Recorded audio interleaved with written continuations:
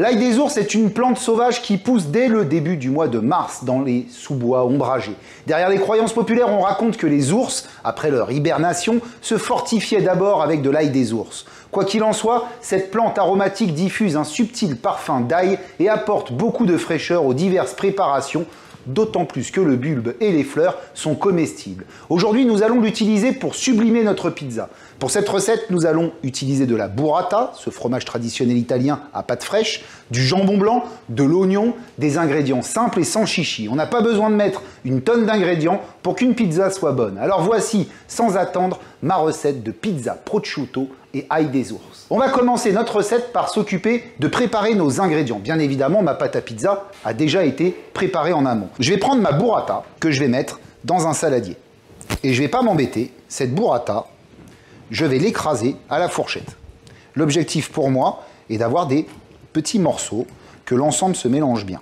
Cette burrata va me servir en fin de compte de base dans ma pizza. Donc ce que je veux, c'est avoir une burrata qui est quand même crémeuse.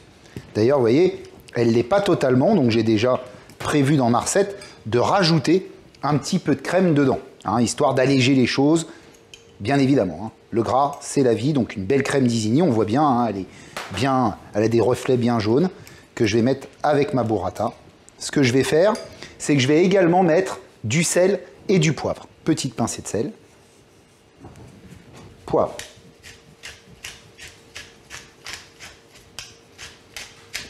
Je mélange ma préparation. Si j'ai des gros morceaux, hein, j'hésite pas à les casser avec ma fourchette. Souvent, vous savez, le burrata, elle est fermée en haut. C'est ces morceaux-là qui risquent de vous embêter un peu plus. Je réserve sur le coin de mon poste de travail. On va maintenant regarder les autres ingrédients de ma recette. J'ai ici de l'oignon blanc en petites lamelles. J'ai mon prosciutto, c'est-à-dire du jambon blanc, qui a été taillé, lui, en gros morceaux, hein, des morceaux d'à peu près 2 cm sur 2 cm, hein, dans l'idée. Et j'ai également de la mozza di bufala, taillée en petits dés, comme ceci. D'accord? Donc tous ces ingrédients sont prêts. Je vais maintenant pouvoir également m'occuper de ma pâte à pizza. Alors ma pâte à pizza, hein, vous avez la recette sur les Food Cuisine dans les fondamentaux, dans la rubrique les fondamentaux. Donc elle a poussé, elle a été faite, et là elle est sur sa deuxième pousse. J'ai ici une corne, ma pâte, donc je vais pouvoir passer au montage de ma pizza. Donc pour ce, je vais mettre pas mal de semoule de maïs sur mon poste de travail. Je vais en mettre sur une boule. Donc je récupère ma boule en essayant d'éviter de trop la dégazer. Hein. Voilà, elle a bien poussé, elle est jolie cette pâte. On lui laisse le maximum d'air à l'intérieur. Alors pour étaler une pâte à pizza, il y a plusieurs écoles, d'accord? La première école, à l'italienne, comme les pizzaiolo, qui ont quand même un sacré tour de main, ils étalent à la main leur pâte et en la pressant sur un coin et en la tirant de l'autre, elle s'étire au fur et à mesure. Ce qui est assez... Il faut avoir une certaine maîtrise pour faire cette technique-là parce que vous risquez de déchirer votre pâte. Moi, je ne m'embête pas. Je l'aplatis avec les doigts pour commencer, comme ceci. Donc elle se dégaze légèrement, hein, c'est pas dramatique. Je viens bien chercher partout sur mon poste de la semoule pour être certain qu'elle ne va pas coller, hein, c'est surtout ça. Et moi, après, je la fais au rouleau. Je ne m'embête pas. Alors oui, je la dégaze un peu. Je sais que certains Italiens vont me sauter à la gorge, mais c'est pas dramatique. On fait quand même déjà sa pizza maison. Autant déjà se simplifier la vie. Donc, on étale notre pâte. On récupère le plus de semoule possible. S'il faut, on en rajoute. Hein, on n'hésite pas. On ne veut pas que la pâte colle au poste. Hein, c'est surtout ça qu'on veut éviter. Là, elle commence à avoir une taille qui me plaît bien. Ce que je vais pouvoir faire, c'est la faire tourner dans mes mains pour enlever déjà une partie de la semoule qui est en surplus et également pour l'étendre un peu. Vous voyez? Là, quand je fais ça, j'étends ma pâte en même temps. Hein, vous voyez? Elle s'étend. Voilà. Donc là, ma pâte, elle me plaît bien. Elle a une belle taille. Ce que je vais faire, c'est que je vais reprendre ma semoule qui est sur mon poste et je vais en mettre un petit peu en dessous pour que quand je vais la charger tout à l'heure, elle ne colle pas au poste. Vous voyez? Cette semoule, elle va m'aider là-dessus. Je la reprends dans mes mains et je viens la disposer sur mon poste de travail et je lui donne sa forme ronde manuellement. Voilà, super. Je vais pouvoir la garnir. Donc pour garnir ma pâte, c'est très simple. Je vais prendre, pour commencer, ma préparation de burrata que je vais venir tranquillement étaler sur le fond de ma pâte, comme ma sauce tomate, si j'avais une sauce tomate. Vous allez voir, ça va vous apporter une certaine acidité, cette burrata à votre pizza. qui est assez intéressante. On reste à 1 cm des bords, hein. On essaye de pas en mettre jusque sur le bord de notre pizza. Parfait. Là, c'est joli. On va venir mettre notre jambon.